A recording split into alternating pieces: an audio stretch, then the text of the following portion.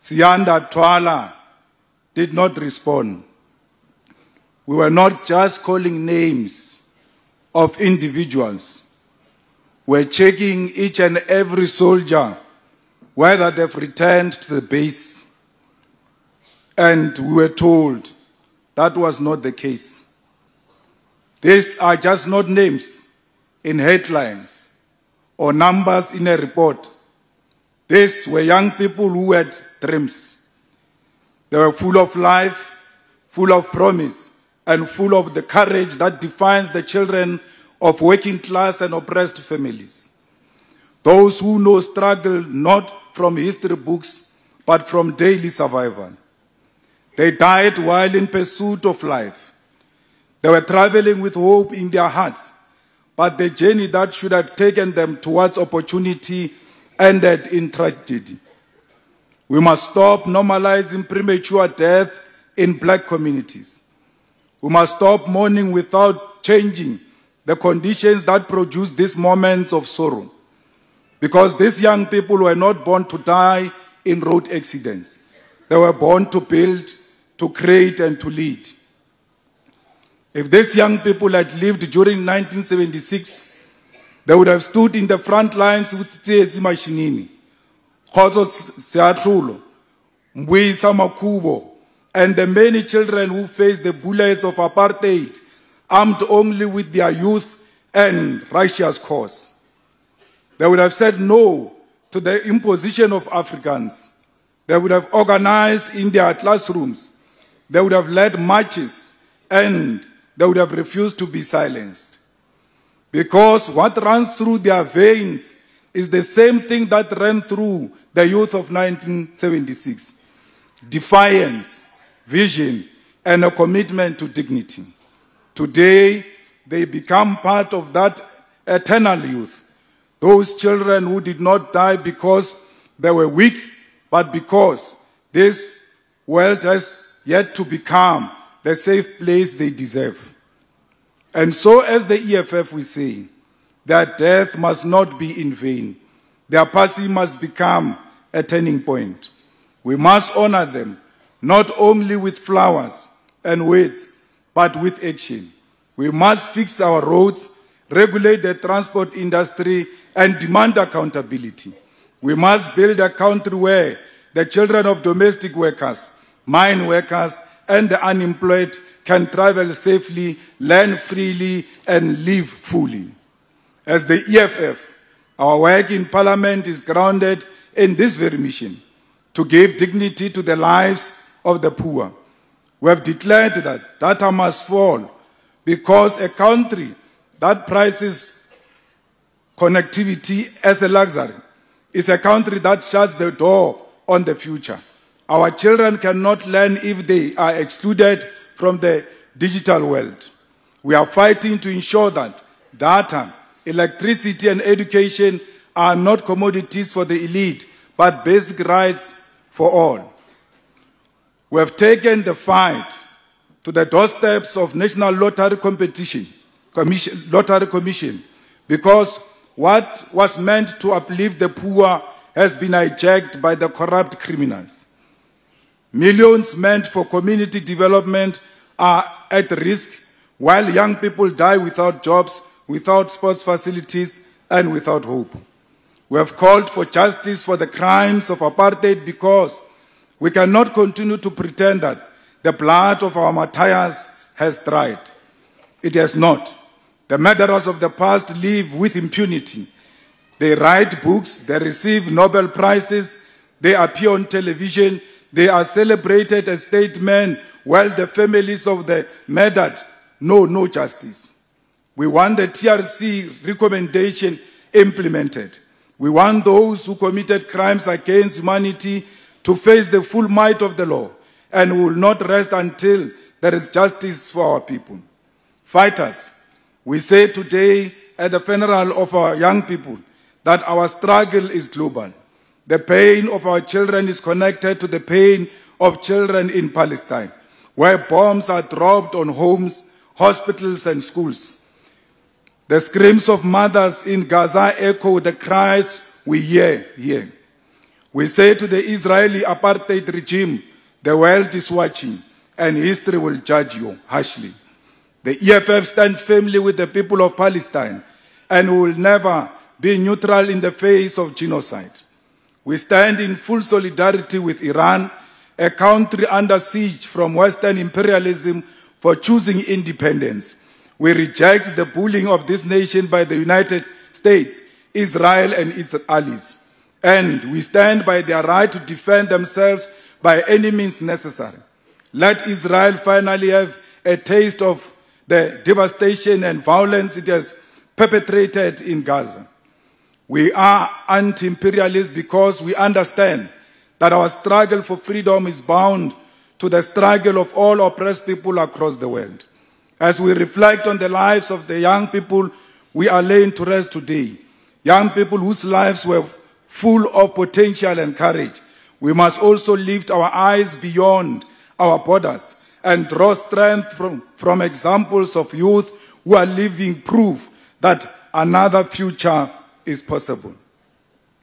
One such example is the fearless and principled revolutionary, Captain Ibrahim Traore, the president of Burkina Faso, who took power not out of greed, but out of an urgent need to liberate his people from the clutches of neocolonialism and foreign military domination. Traore is a living symbol of the return of revolutionary leadership in Africa. He is a young man who, like Thomas Sankara before him, has rejected Western puppet regime, expelled French troops from Burkina Faso soil, and reclaimed the dignity of his people. At only 36 years old, Traore has shown more courage and conviction than many leaders twice his age. He has put his life on the line to defend his nation's sovereignty and natural resources. He has stood firm in the face of threats from imperialist forces, and he has remained the world that Africa is not for sale. We invoke his name here today because he represents the future our young people could have. Because when we speak of the youth who died in this tragedy, we must also speak of the youth who are still standing, still fighting, and still changing the world. Captain Traore is one of them. We say to our young people, do not be discouraged by this dark moment. Be inspired by it. Take the spirit of those we bury today and let it fuel your fire. Let it remind you that leadership does not come with age. It comes with clarity of purpose, with love for the people, and with a willingness to confront injustice wherever it shows itself. The EFF calls on the youth of South Africa and the continent to follow in the footsteps of young revolutionaries like Traore by rising, organizing, and building a future where Africa is free from exploitation, free from foreign control, and free from leaders who serve only themselves. As we mourn the lives of these young people, we are reminded of a painful truth in this country: to be young and black is to suffer. Our young people die not only on buses, in car crashes, but they die in silence every day. They die from hunger, from depression, from hopelessness, and from a system that has abandoned them. Today, 45.1% of South Africa's youth are unemployed. Almost 1 in every 2 young people is without work. They wake up every morning with no salary, no opportunity, and no dignity. They stand on the street corners with degrees and diplomas, while others are denied even the chance to study because this government has still failed to deliver free, quality, decolonized education, and a promise made on stages and forgotten in boardrooms. Meanwhile, we live in a country where prisoners receive 3 meals a day, have access to free uniform, and are offered education and rehabilitation programs, while young people go to bed on empty stomachs, wear torn clothes, and are forced to drop out of school because they cannot afford registration fees. We do not say this to dehumanize prisoners, many of whom are victims of the very same system. But we must ask, how can a government feed and close those it has arrested, but refuse to feed and educate those it claims to represent? It is a contradiction that speaks to the core of this regime's failure. It invests more in prison maintenance than it does in human development. It builds more jails than schools. It responds to poverty not with opportunity, but with punishment. That is why the EFF calls for the introduction of a permanent unemployment grant in South Africa, a basic income that restores some measures of dignity to the millions who are trapped outside of the economy through no fault of their own. This country can afford it. There is no shortage of money, only shortage of political will. We have 700 million for useless national dialogue, but when it comes to feeding the children of the poor, suddenly the budget is under pressure. 700 million of ukukhuluma, asikhulume, vulamulom, 700 million is available for such nonsensical programs, yet our people are unemployed. We say to this government, the youth are watching. They will not forget your indifference. The EFF will continue to fight inside Parliament and in streets until every young person has access to free education, decent work, and a basic income that affirms their humanity. Let us not forget why these young people we are burying today were traveling. They were not on a holiday. They were not returning from a party or a weekend away. They were returning from the EFF Youth Day rally. They were returning from a space that does not just speak about the youth, but is built by the youth.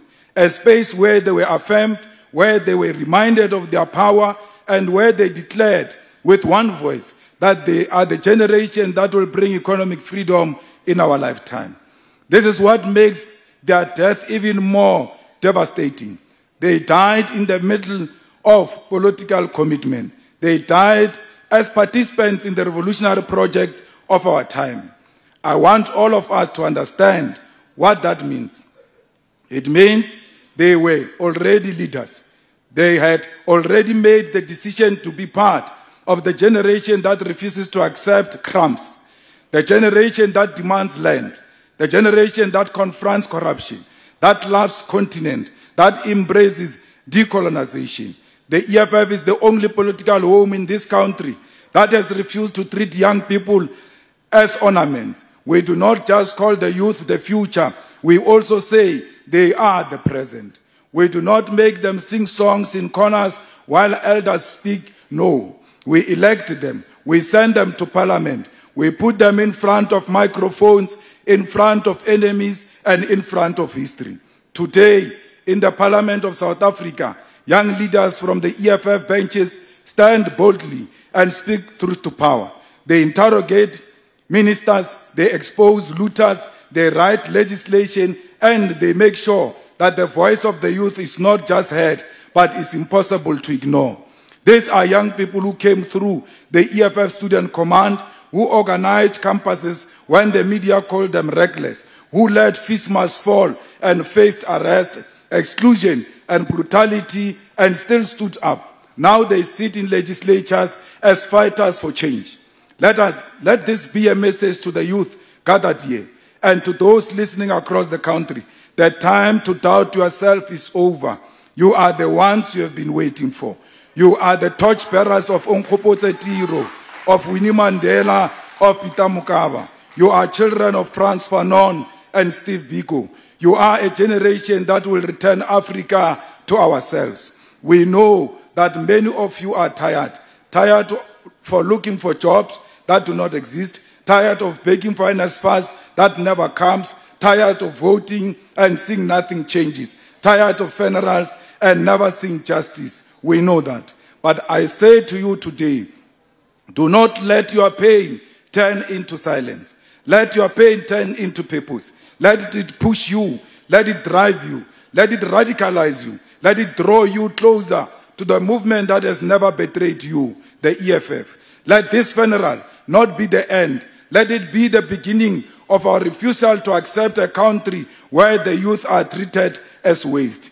Let us organize, let us recruit, let us study, let us fight, let us build South Africa where every child, no matter how poor, can live, dream, and become. To the families of the deceased, we say this: you are not alone. Your loss is our loss. Your tears are our tears. Your children are not forgotten.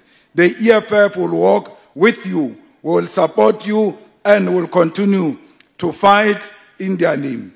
I want to say to you, be proud parents that your children did not die from Nyaupe.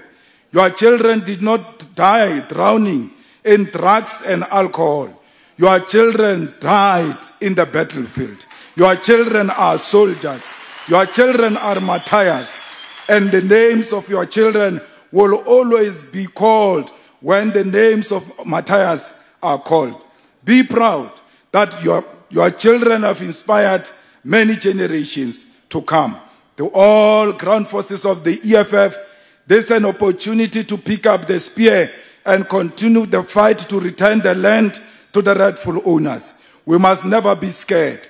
This land belongs to us. This land belongs to our grandmothers. This land belongs to our grandfathers. No one came through a ship carrying a land. They found it here. They will leave it here. We have no any other home except South Africa. This is our home. Comrades, we must continue to be disciplined and die in the revolution.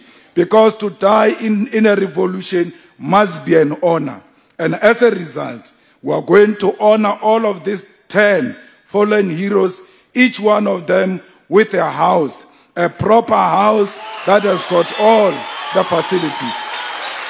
And if there is no water in those yards, we'll make sure we put boreholes so that we restore the dignity of those families. We build those houses, we put those boreholes because we want to build a permanent relationship with these families. We don't want to forget you. Do not forget us. Thank you very much. Manja!